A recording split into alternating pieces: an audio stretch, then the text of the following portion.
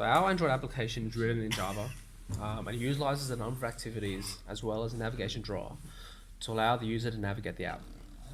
We've used fragments for our primary features as it ensures that our code is modular, reusable, and extendable. We've used AWS services to host our SQL database and a distributed file system for storing images.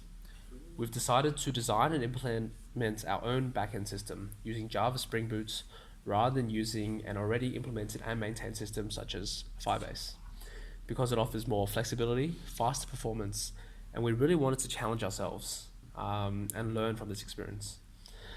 Our app allows users to search and compare the price of different products within the area. This is particularly useful for when you're in a shop and you see something that you really want, but you want to ensure that there isn't a better deal across the road.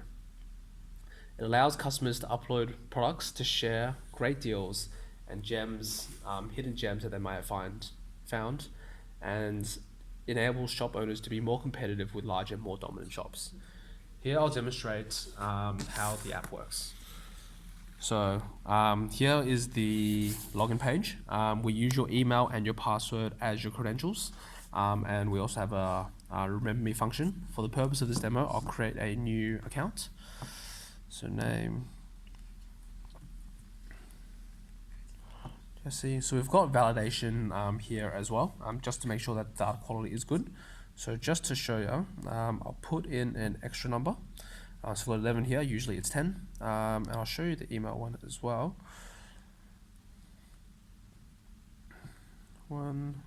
Username, Jesse, password.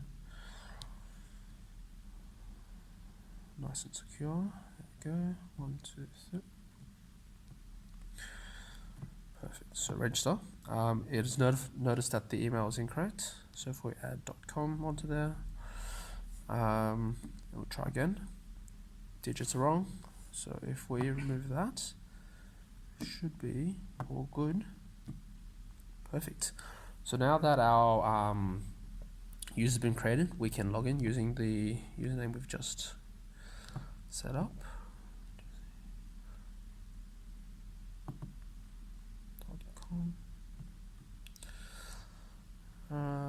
And password.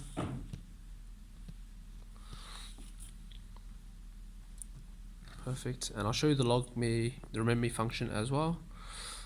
Login. Perfect. So now that we're at our home page, the home page is just a map of where we currently are. So at the moment it's been just set to where we are, which is Melbourne Uni. You can search your products. So we've already loaded a bit of dummy data into the database.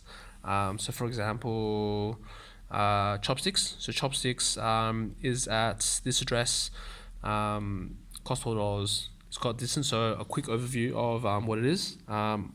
Over here, you can see the utility of it. You can see the same products for cheaper. So we'll give that a click. It'll bring you where it is exactly on the map, as well as some of the primary details. And if you give this a click, it will bring you to the more detailed page of the products. So here, it's got the price, the name, it's got the shop name as well. It's got description. If it's longer, this page can scroll as well. And it's got the distance that you are from the product as well. We've also got ability to favorite it. So if you give the heart a tap, it will actually remember it in your favorite section.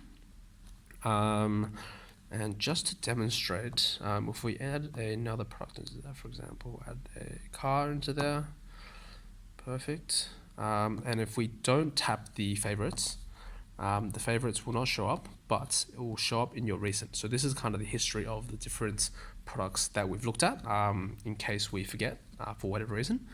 We've also implemented some other features. For example, you've got the About Us page, so just a little bit of information about our team, and we've also got a version, so it allows you to check for updates, things like that. We'll quickly show you as well. So you can also add your products. So over here you have the ability to pick if you want to use your gallery or the camera. In this case, we'll use the camera. For the purpose of this demo, I'll take a quick picture of this pen. Perfect. So we'll load that into there. and we'll just populate this. So product name, so we'll do, what is it? Purple pen. Amazing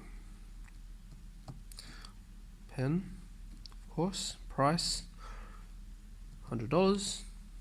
Only one exists, and the shop name here, Melbourne Beauty. Alright, so over here, you have the ability to either manually enter address, and it can do a search. So if you have like landmark, it's powered by Google, so just a Google API that runs this. Alternatively, you can also use your current location. So this actually uses your GPS as well as an API that sends off your GPS coordinates and returns an address. And we can just add the product here.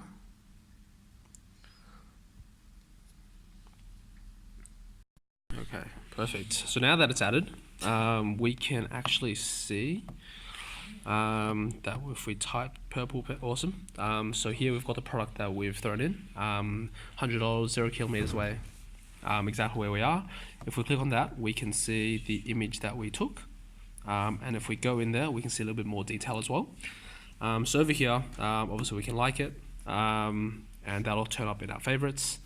And we've got our history as well of the recent things we searched.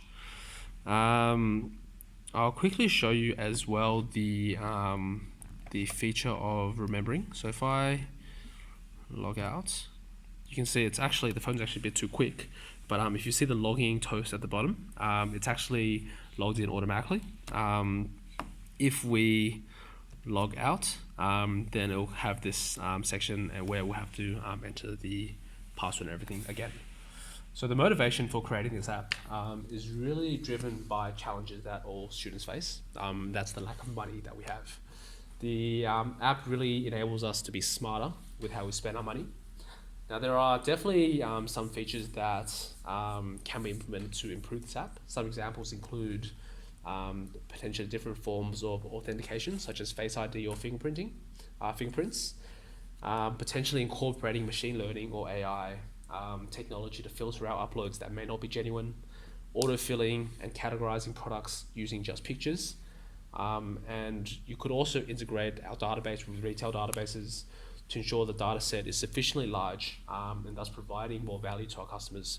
So as you can see, I mean, the possibilities for this are really endless, and you can do a lot with it, and it can bring a lot of value.